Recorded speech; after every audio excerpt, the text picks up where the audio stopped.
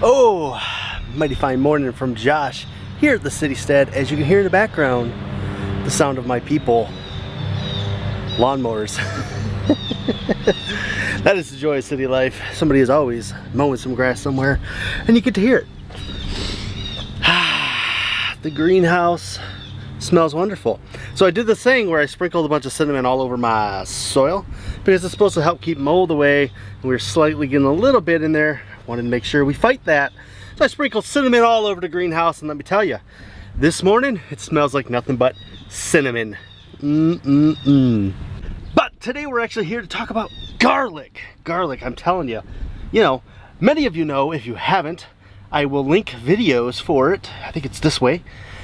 Back a long time ago, in the fall, so many months ago, back when the world was an entirely different place, I decided I was going to start my own garlic farm. So I was planting garlic everywhere, all over my garlic farm, just about anywhere I could squeeze it in, and we ended up with like 1,000 and some odd cloves. I think we're up to 1,047 cloves officially. Unofficially, I might plant some more garlic because I got some that we didn't use through the winter and it's sprouting. So I might plant it. Who knows? Maybe we'll get up more, a higher number of garlics. But one thing I did during that was I wanted to officially test out the ideal of growing grocery store garlic. So usually I would sit you down, we get working here on the office, but as you can see, I've been starting a ton of seeds lately. So my office is kind of jam-packed with seeds, and there's seeds, and there's seeds. Seed starts everywhere. They're all over my desk. So I'm gonna have to clear this off real quick so we can get talking about some of the things. I'm gonna show you some numbers. I'm gonna show you some actual results so far of what we have going on with our organic versus non-organic store-bought garlic.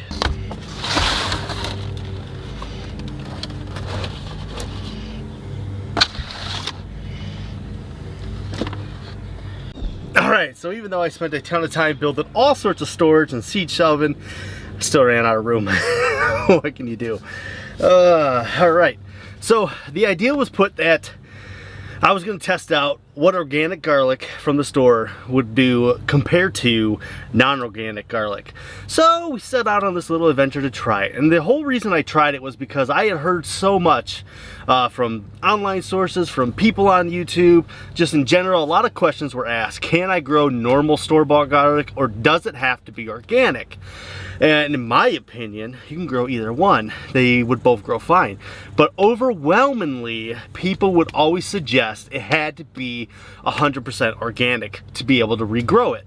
So the argument would be that your organic garlic would be able to regrow itself, no problems, right? Because it's organic, they don't spray it or anything like that.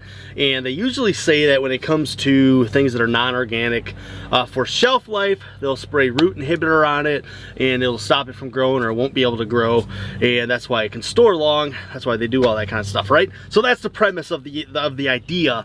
And I was like, is that really true? Because I've seen plenty of non-organic garlic go, you know, to seed basically. I've seen it get a shoot out the top of it, sitting in my bin, and I thought, well, that doesn't seem right. Like, I feel like you can grow any garlic there is. So I really wanted to test it out. I really wanted to get some numbers for you guys because, let's be honest, organic stuff costs a lot more. So if you are on a tight budget, trying to buy organic garlic as your seed garlic from the store could get costly compared to regular garlic, or could it? So I went all out on this. We're gonna do a little bit of math, show you guys a little bit of numbers, actual things that matter. So back when we originally did all this, my wife went to the store for me. She was there. She picked up a bulb of non-organic garlic, and then she picked up what ended up being 3 bulbs of organic garlic, and it was just to try to weigh it out as equally as she could. So the non-organic garlic was 68 cents for one head that was 3.75 ounces big, right? So pretty good sized head of garlic. The organic garlic that she bought was 2.75 ounces, and it was 3 heads altogether, and that was $2.26. All right, so let's break down the numbers from what I got. I broke down the non-organic garlic head and I got 16 cloves. So 16 seed garlic, if you will, seeds out of it. And when I broke that down even farther, that was 0.0425 cents. So 4 cents per a clove of what you're replanting for your garden. So that's pretty cheap, right? And then I went through the organic garlic. Now they are much smaller heads, but they gave a lot more cloves. There was actually a 41 cloves in total in the organic garlic. And when I did the math on that, it ended up being 0.55 cents per a clove. So actually, they're pretty close in price, which I was surprised. I was really thinking it was going to be a lot different. So there are a lot of things that actually factor into not knowing anything about this garlic, because it's store-bought garlic. We don't know if it's hard neck, soft neck, anything like that. It could be soft neck, which means it's better storage life, but also not good for my climate. If it was hard neck, it's better for my climate, but also doesn't have a great storage life. So we're really gambling away on that. So it's kind of like one of those things I can't really put a variable on it, but this is the bed that I planted both of these in right here. All right, so because I am in an urban environment, I do have some movement of squirrels and my dog and whatnot, digging stuff up, moving it around. So 41 cloves of organic garlic went in. I'm left with 31. That's what sprouted. That's what we got. 31 cloves have sprouted, so I can count that I had a 10 clove loss on that. Kind of hurts. Now my non-organic garlic actually did very well, and we got 14 of our 16 cloves sprouted up in here still. And that could just be some of it. This side moved more, there was more cloves on this side, because as they were smaller, I was able to plant them a little bit closer together. So experiment wise, they both sprouted quite a significant percentage of the cloves that I planted. All right, so like I mentioned, this is round 2 of what I'm doing. I'm showing that they actually grew. So both of them sprouted, both of them are out there. You know, we got garlic out of both of them. We are gonna get heads from both organic and non-organic. So if they are spraying root inhibitor, it ain't doing much. At least not after we plant it. So I'm gonna try to extrapolate the numbers a tiny bit so we can kind of see where it would be. So if we were to take our 14 non-organic cloves and we were to average them out to say they got close to the same size the original head was that we started with, we should harvest around 52.5 ounces of garlic. Pretty decent amount of garlic, if I do say so myself. Now, when it comes to the non-organic garlic, they were much smaller heads. They were less than an ounce a piece, which is a lot smaller, right? So if we were to extrapolate our 31 cloves into what we would get in ounces, it would be 28.5 ounces. Now, that would be a significant difference in weight of garlic. So as you can see, price-wise per clove, they were very close, right? But I think what they're gonna produce weight-wise is gonna be significantly different, to where non-organic garlic would actually be far more affordable and would get you a lot farther if you were trying to regrow garlic from store-bought garlic.